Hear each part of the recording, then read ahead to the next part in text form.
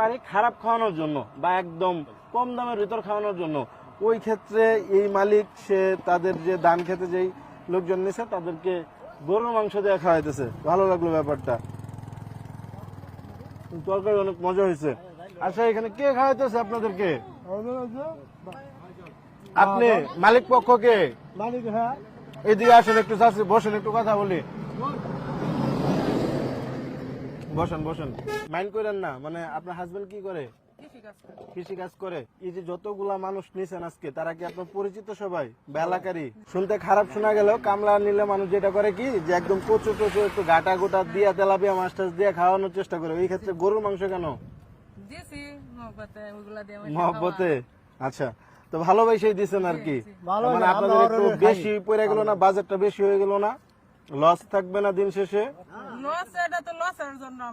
মানে ভালোবাসা খাওয়াইছেন।